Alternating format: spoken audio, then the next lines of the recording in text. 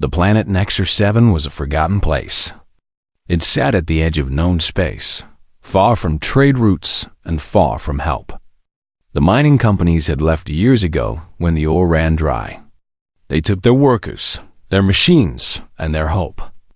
They left behind empty buildings, rusted equipment, and dust. So much dust that Kong Taiho did not mind the dust. He had lived with it for 18 months. He had breathed it, eaten it, and slept in it. The dust was his companion now. The silence was his friend. Taiho was a salvager. He collected old parts from the abandoned mines and sold them to passing cargo ships. It was not exciting work. It was not profitable work. But it was quiet work, and quiet was what Taiho needed. The wars back on Earth had taken too much from him. His friends, his peace, his ability to sleep without nightmares. Out here, alone on a dead world, he could almost forget. He was 34 years old. His hair was cut short in the military style he had never abandoned. His hands were rough from work. His eyes were tired but sharp. He moved with the careful economy of a man who had learned that wasted movement meant wasted energy. And wasted energy meant death.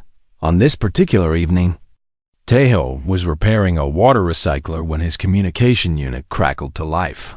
Taiho. The voice belonged to Yoon Hana, the communications officer at the orbital relay station. She was his only contact with the outside world. They spoke maybe once a week, usually about supply shipments or weather patterns. Her voice was always calm. Tonight, it was not calm. Taiho, are you there? He wiped his hands and picked up the unit. I am here. You need to leave. Now. Tonight. Taiho paused. He looked out the window at the orange sky. Twin suns were setting behind the mountains. Why? Wrath hunting party. 10 ships. They entered the system an hour ago. They are coming for you. The Wrath. Taiho knew that name. Everyone in the galaxy knew that name. The Wrath Dominion was an empire built on blood. They were reptilian creatures, tall and strong, covered in scales that could stomp a blade. They had conquered dozens of worlds. But they did not conquer for resources or territory. They conquered for sport. Hunting was their religion. Killing was their prayer. How long? Taiho asked. 6 hours. Maybe less. Is there a ship coming? Anyone who can pick me up? Silence. Then, no. The nearest vessel is 3 days away. I tried, Taiho. I tried everything. Taiho closed his eyes. 3 days. He did not have 3 hours. Thank you, Hannah, for warning me. What will you do?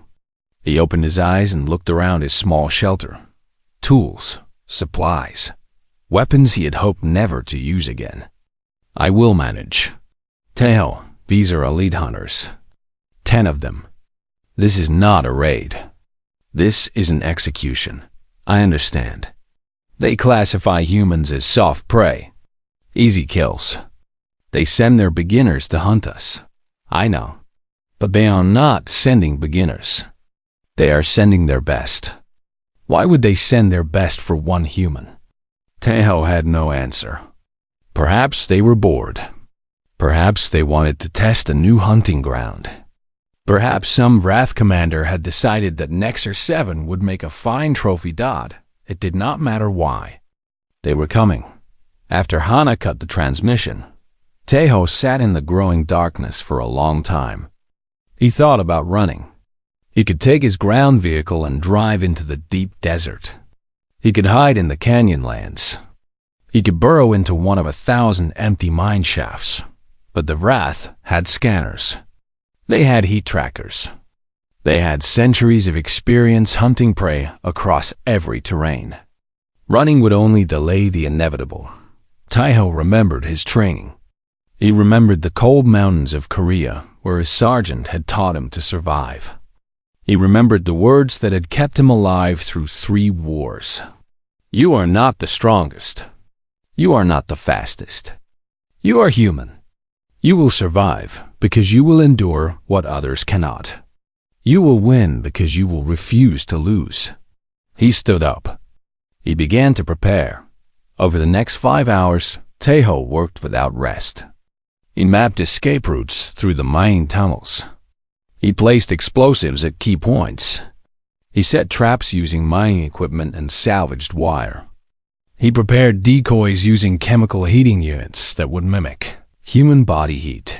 He collected his weapons: a rifle with limited ammunition, a pistol, 2 combat knives, and his hands.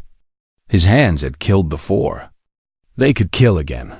When the first Roth drop pod screamed through the atmosphere, Tejo was underground. He watched on a salvaged monitor as 10 pods landed in a perfect circle around the colony. 10 hunters emerged. They were massive, each one over 2 meters tall. Their scales gleamed in the light of the setting suns. Their eyes glowed with hunger. Their leader was the largest. His name was Korvax, though Tejo would not learn this until later. He had killed for 500 years. He had never failed a hunt. Korvax looked at the empty human buildings. He smiled with teeth like knives. "Find the creature," he commanded. "This will be over by sunrise." Deep beneath the ground, Tejo heard the order through his stolen communicator. He checked his weapons one more time. He steadied his breathing. He remembered his fallen friend Park Jae-sung, who had died in his arms years ago. "Not by sunrise," Tejo whispered to the darkness. "Not ever." The hunt had begun, but the hunters did not yet know that they were the ones being hunted. The Wrath hunters moved through the abandoned colony like ghosts. Their scales made soft scratching sounds against the metal floors. Their eyes could see in the darkness. Their scanners could detect heat, movement, and the beating of a heart from 50 meters away. They split into pairs. This was their standard hunting formation. 2 hunters could cover each other while tracking prey. 2 hunters could drive prey toward a kill zone. 2 hunters had never failed. Korvax stayed at the center of the colony with his 2 personal lieutenants. He did not need to participate in the initial chase. The prey would be flushed out by his subordinates. Then he would make the kill. This was the privilege of the hunt leader. "Report," Korvax commanded through his communicator. "Team 1 moving through the eastern structures. No contact. Team 2 in the processing sector, picking up faint heat signatures. Team 3 covering the northern perimeter. All quiet. Team 4 checking the power station. Nothing." Korvax nodded. The human was hiding. This was expected. Prey always hid. It was instinct. It was pointless, but it was instinct. In the darkness of the mining tunnels, Tejo listened to their communications. He had stolen a Wrath communicator from an old battlefield years ago. He had never thought he would need it.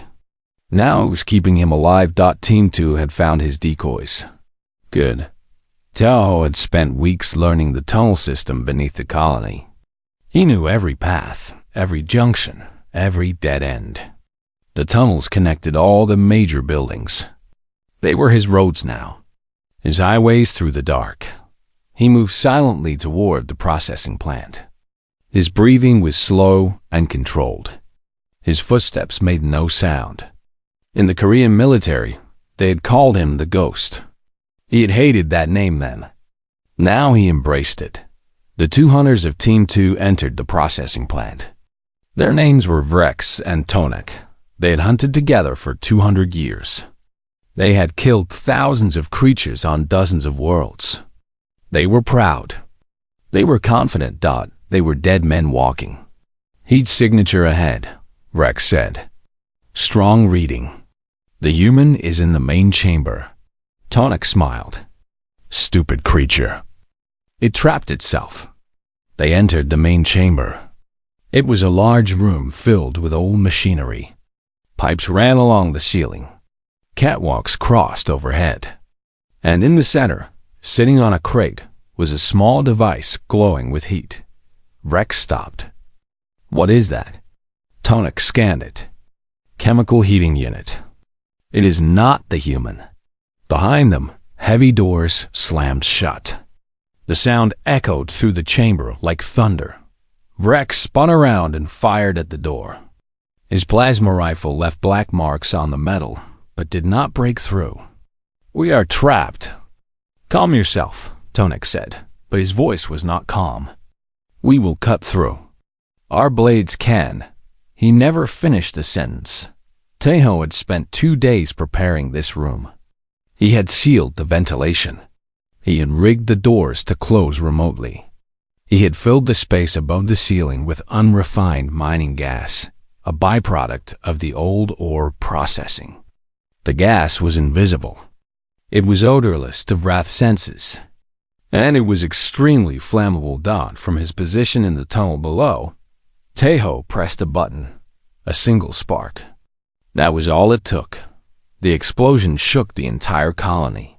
Fire burst from the windows of the processing plant. The roof collapsed inward. The screams of the 2 hunters lasted less than a second. Korvax felt the ground tremble beneath his feet. He saw the fireball rise into the night sky. His communicator screamed with static, then went silent. "Tin 2 report." "Nothing." "Vrex, respond." "Nothing." "Tonek, report your status." The silence was his answer. For the first time in 500 years, Korvax felt something cold in his chest. It was not fear. The hunt leader did not feel fear, but it was something close. It was the realization that something was wrong. All teams regroup at the central plaza. Now, the remaining hunters moved quickly. They abandoned their careful formations. They ran toward the center of the colony, toward their leader, toward safety. Te-Ho watched them through a crack in the ground. 8 hunters left. They were scared now. He could see it in their movements. They were no longer hunting. They were retreating. Good. He activated the stolen communicator and sent a message to their frequency. 8 left. Korvax grabbed his communicator. "Who is this?" "Leave now and you live." "You dare speak to me?" "You are prey. You are nothing. I am the one who killed your hunters. I am the one who will kill the rest." Korvax crushed the communicator in his clawed hand. Pieces of metal fell to the ground. His eyes burned with rage. "Find the human," he snarled at his hunters. "Tear apart every building. Burn every tunnel. I want its head." His hunters obeyed. They spread out again, but this time they moved differently. They checked corners. They scanned shadows. They jumped at sounds. They were no longer predators. They were something else. Deep underground. Tejo allowed himself a small smile. It had been a long time since he had smiled. It felt strange on his face. The Vrath thought of hunting as a game. They thought of killing as sport. They had grown comfortable in their power, lazy in their supremacy. They had forgotten something important. Humans were not prey. Humans had never been prey. For millions of years, humans had survived ice ages, famines, wars, and extinction events. They had fought predators, conquered continents, and spread across the stars. Humans were the most successful hunters in the history of Earth. They just preferred not to advertise it. Tejo checked his supplies. He had enough explosives for 3 more traps. He had enough ammunition for 10 careful shots. He had enough hate for 100 hunters. The night was young. The hunt was just beginning, and the hunters were starting to understand that they had made a terrible mistake. The canyon lands beyond the colony stretched for hundreds of kilometers. Red rocks rose from the ground like broken teeth. Deep valleys carved paths through the earth. Dust storms moved across the landscape like living things, swallowing everything in their path. This was where the remaining 8 hunters searched for their prey. Korvax had ordered them to expand the hunt. The human had proven dangerous within the colony. Too many hiding places. Too many traps. In the open, the creature would have nowhere to run. But Korvax did not understand this world. He did not know that Tejo had spent 18 months walking these canyons. He did not know that Tejo had mapped every path, every cave, every unstable cliff. The Canyonlands were not open ground. They were another trap. A larger one. Hunter 3 was named Garan. He was young by Wrath standards, only 150 years old. He had killed 37 different species. He was proud of this number. He kept a trophy from each kill on a chain around his neck. Garan moved through a narrow canyon, his scanner held before him. The walls rose high on either side. The ground was covered in loose rocks and red sand. His scanner showed nothing. No heat, no movement. The human was not here. He did not look up. Tejo waited on a ledge 30 meters above. He'd climbed there in the darkness, finding handholds in the rock by touch alone. His body was covered in red dust. He was invisible against the canyon wall. He watched Garan pass below. He counted the steps. He waited for the perfect moment. Then he triggered the explosives he had placed the day before. The canyon wall exploded outward. Rocks the size of ground cars fell toward the narrow path. Garan looked up, saw the avalanche coming, and tried to run. He was fast. Wrath were always fast, but gravity was faster. The rocks buried him. They buried him deep. His communicator sent one final scream, then went silent. 7 hunters left. Korvax received the death signal. His claws dug into his palms, drawing blood. Another hunter gone. Another failure. Form defensive groups, he commanded. 4 hunters per group. Stay together. Watch all directions. The remaining hunters obeyed. They gathered in 2 groups of 3 and 1 group with Korvax himself. They moved slower now. They trusted nothing. The Tejo did not need them to move fast. He only needed them to move. Hunter 4 was named Sarek.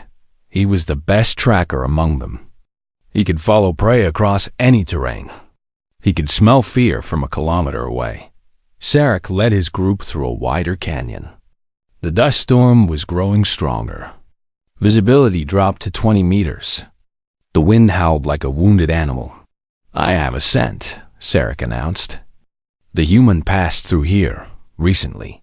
His group moved faster. They were hungry for revenge now. 3 hunters had died. This was unprecedented. This was shameful. They needed to kill the human to restore their honor. Sarek followed the scent around a bend in the canyon. He did not see the wire. The monofilament wire was nearly invisible. Tejo had salvaged it from cargo containers at the colony. It was designed to secure heavy loads during transport. It was thin as a hair and strong as steel, and it was sharp, enough to cut through almost anything. Sarek walked into the wire at full speed. The wire caught him at neck height. His head fell in one direction. His body fell in another. The 2 hunters behind him stopped. They stared at their fallen leader. They could not understand what had happened.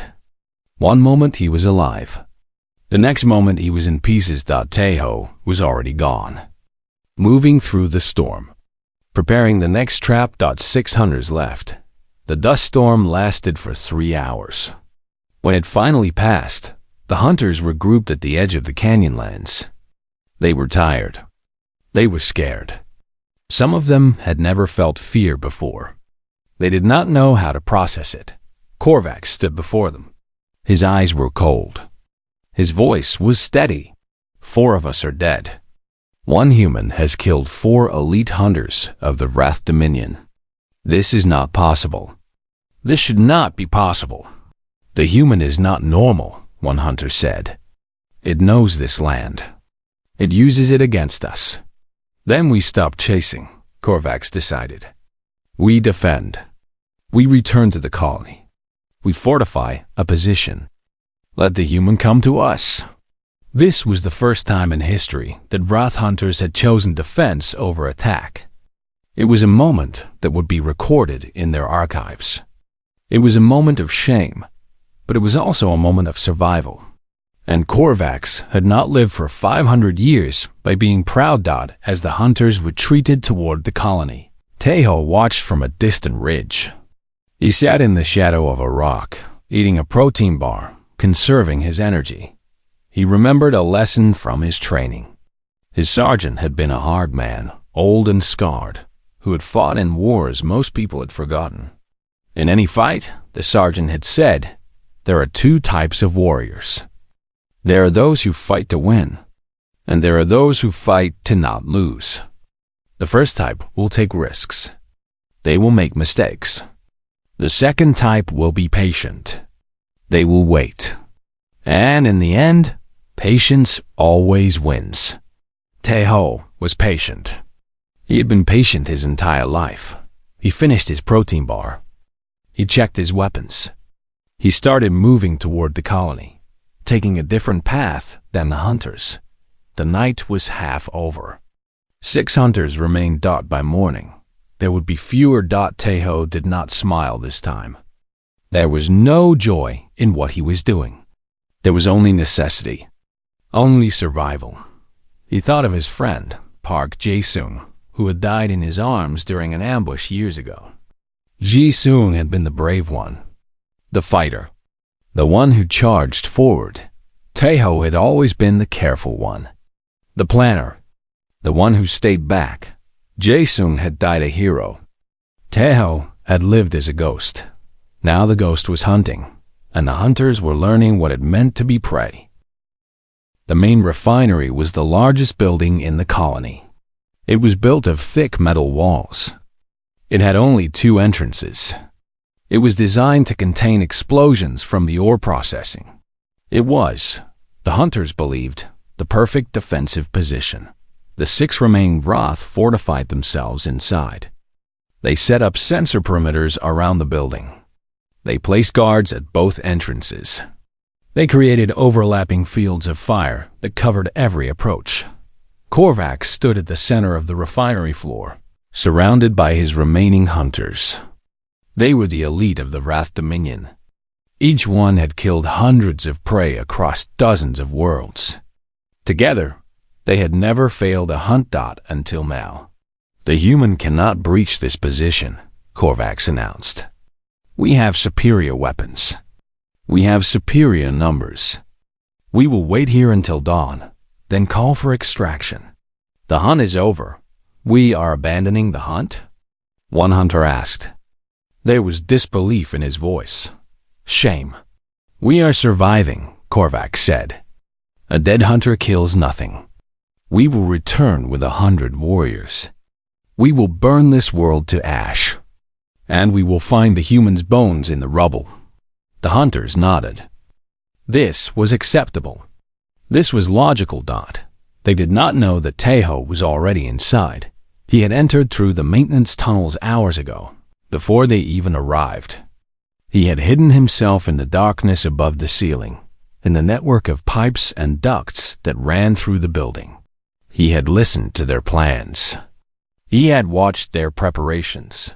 Now he watched them settle into their defensive positions. He watched them grow comfortable. He watched them relax. Then he cut the power. The lights died. The sensors went blind. The refinery became a cave of absolute darkness. Wrath eyes could adapt to low light. This was a biological advantage that had served them well on countless hunts. But adaptation took time, seconds at least. And in those seconds of blindness, the hunters were vulnerable. Tejo moved. He dropped from the ceiling behind Hunter 5, a warrior named Draven who had positioned himself near the eastern entrance. Draven heard a sound and turned. He saw nothing. He felt a hand on his mouth and something cold across his throat. He tried to scream. Blood filled his airways instead. Tejo lowered the body silently to the ground. He wiped his knife on Draven's uniform. He disappeared back into the darkness. 5 hunters left. Draven, report. Korvax called into the darkness. Silence. Draven. Silence. Scanners are down, another hunter reported. His voice was shaking. I cannot see anything. I cannot detect anything. Form a circle, Korvax commanded. Back to back. Cover all directions. The remaining hunters obeyed. They moved toward the center of the refinery, their weapons raised, their eyes searching the darkness. But the darkness was too complete. And somewhere in that darkness, something was moving. Hunter 6 was named Valor. He was positioned on the outer edge of the circle, facing the western wall. His eyes were finally adjusting. He could see shapes now. Machines, walls, shadows. He saw a shadow move. Contact! He shouted, raising his weapon. Something hit him in the chest.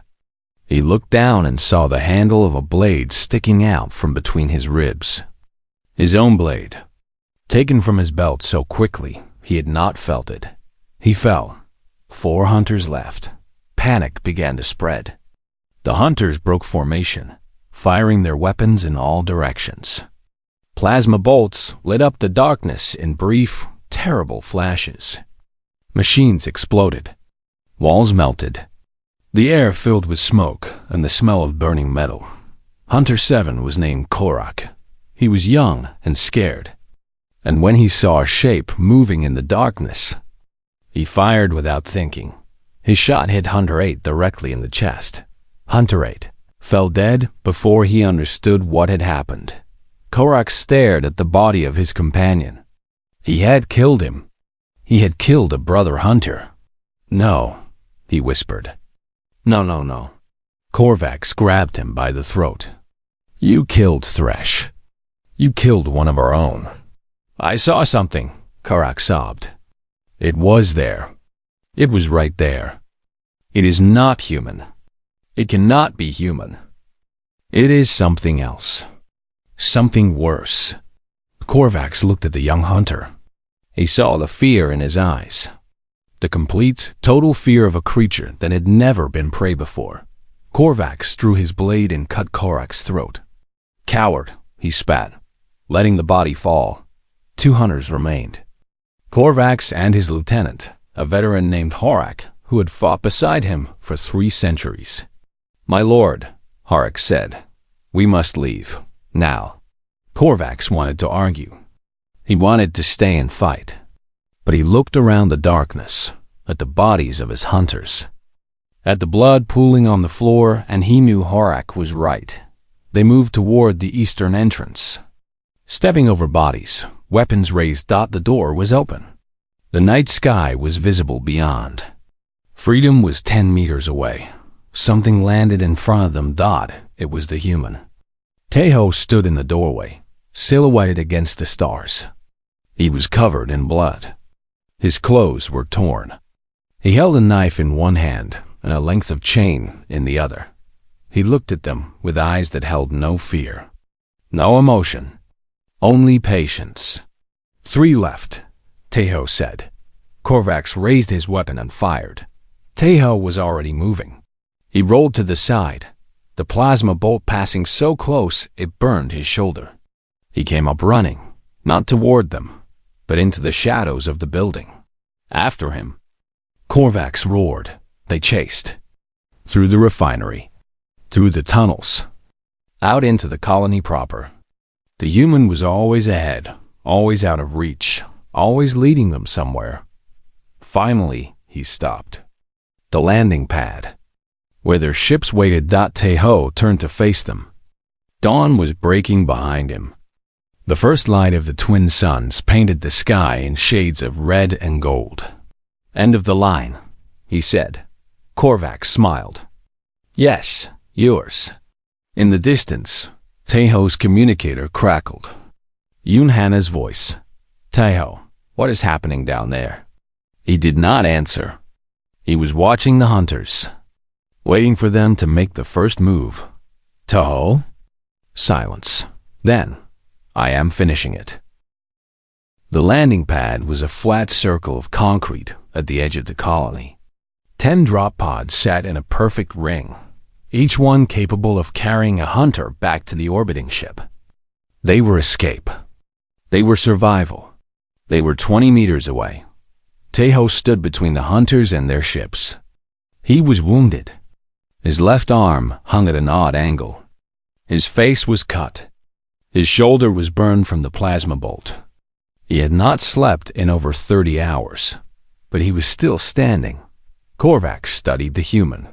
For the first time, he looked at it as something other than prey. He saw the way it held its weapons. He saw the way it balanced its weight. He saw the calm in its eyes. "You are not like the others," Korvax said. "The other humans I have killed. They screamed. They begged. They died like prey. I am exactly like the others," Tejo replied. "You just never gave them the chance to show you." Horak, the lieutenant, stepped forward. "Enough talk. Kill the creature and be done with it." Korvax nodded. "Go," Horak charged. He was faster than anything Tejo had ever seen. His blade sliced through the air in an arc meant to cut Tejo in half. Tejo did not try to block. He could not block something that's strong. Instead, he moved. He stepped inside the arc, too close for the blade to hit. His chain wrapped around Horak's arm. He pulled, twisting, using the hunter's momentum against him. Horak stumbled. Tejo's knife found the gap in his armor, the soft tissue beneath the arm. Horak roared in pain. He swung his free arm, catching Tejo across the chest. Tejo flew backward, hit the ground, rolled. He tasted blood, but Horak was hurt now. He was slowing. Tejo got back to his feet. His ribs were broken. Maybe 3 of them. It did not matter. Pain was just information. Pain meant he was still alive. Horak charged again. This time, Tejo was ready. He ducked under the slash, came up inside the hunter's guard, and wrapped the chain around his throat. He pulled. He kept pulling. His muscles screamed. His vision blurred. But he kept pulling. Horak struggled. He clawed at the chain. He tried to reach Tejo, but the human was behind him, using his body as a shield, staying in the blind spot. 60 seconds. That was how long it took. 60 seconds of struggle, of choking, of the slow death of a warrior who had killed for 300 years. When Horak finally stopped moving, Tejo let him fall. When Hunter remained, Korvax looked at the body of his oldest companion. 3 centuries of battles. 3 centuries of victories. Ended by a single human on a forgotten world. "What are you?" Korvax asked. Tejo unwrapped the chain from Horak's throat. He picked up his knife. He faced the hunt leader. "I told you. I am human. Humans are weak. Humans are soft. Humans are prey. You are wrong." Korvax drew his own blade. It was a beautiful weapon, forged in the heart of the Dominion, stained with the blood of 1,000 kills. "I have killed for 500 years. I have never lost a hunt. I have never lost a hunt. I have never failed. There is a first time for everything."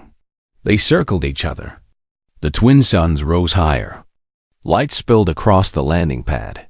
Korvax attacked first. His blade moved faster than sight. He was not like the others. He was the best. The elite of the elite. Tejo could not match his speed. He could not match his strength. Every block sent agony through his broken ribs. Every dodge came a little slower than the last, but he did not need to match the hunter. He only needed to outlast him. This was what humans did. This was their secret.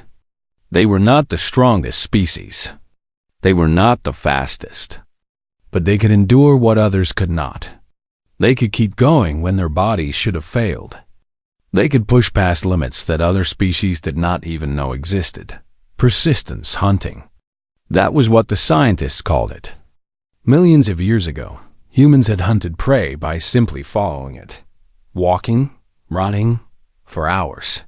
For days, until the prey collapsed from exhaustion. Korvax was strong. But he was not built for endurance. He was built for quick kills, for explosive violence, for hunts that ended in moments. The fight lasted 15 minutes by the end. Korvax was breathing hard. His movements were slowing. His attacks were becoming sloppy. Tejo was still moving. Slower, yes. Weaker, yes. But still moving. Impossible, Korvax gasped. You should be dead. I know. Tejo agreed. He attacked. It was not elegant. It was not skilled. It was brutal and desperate and ugly. He threw himself at the hunter, taking cuts, ignoring pain, driving forward until his knife found flesh. Once, twice, 3 times, Korvax fell to his knees. He looked down at the blood spreading across his chest. He looked up at the human standing over him. You have killed me, he said. There was wonder in his voice, disbelief. Yes, the Dominion will come for you. They will send 100 hunters. 1,000, let them come. Korvax laughed. It was a wet sound, full of blood. What are you? Tejo thought about the question. He thought about his training. He thought about his wars. He thought about his friend Jae-sung, who had died believing in him. I am what humans have always been, he said. I am a survivor. Korvax died with confusion on his face. Tejo stood alone on the landing pad. Around him lay 10 bodies. 10 elite hunters. The best of Wrath Dominion had to offer. He walked to the nearest drop pod. He activated the distress beacon. He recorded a message and sent it to the Dominion homeworld. You sent 10. I sent them back. Send more if you want. I will be here. Then he collapsed. He woke up 3 days later. A salvage ship had picked up his signal. The captain was a rough man named One Kite, who asked no questions and demanded no answers. Bad fight? Kite asked, looking at the bandages covering Tejo's body. Bad night. The Wrath Dominion received the transmission. They watched the bioscan data. They saw the carnage. They saw what one human had done to their best hunters. The Council of Elders gathered. They reviewed the evidence. They argued for days. In the end, they reached a decision. Nexus 7 was declared a forbidden world. No Wrath would ever hunt there again, and the entry for humans in their database was changed. The old entry read, Soft Prey, Minimal Threat, Suitable for Novice Hunters. The new entry read, Apex Persistence Predators, Extreme Threat. Do not engage alone. Do not engage at night. Do not engage without overwhelming force. Consider carefully before engaging at all. Months later, Yoon-hana finally got a clear transmission from Tejo. He was on a new world, salvaging new equipment, living his quiet life. Are you okay? She asked. There was a long pause. Then his voice came through, tired but alive. No, but I am alive. That is enough. She wanted to say more. She wanted to ask about what had happened, about how he was feeling, about whether he would ever be okay. But she understood. Some things could not be put into words. Some experiences changed a person forever. Take care of yourself. Hey ho, I will. The transmission ended, somewhere in the galaxy. The Wrath told stories about the human who had killed 10 elite hunters. They told their children to be careful. They told their warriors to be afraid. And somewhere on a quiet world, Kang Tejo worked in silence, waiting for the next challenge. Ready for anything, because that was what humans did. They survived. They endured. And when pushed, they pushed back harder than anyone could imagine.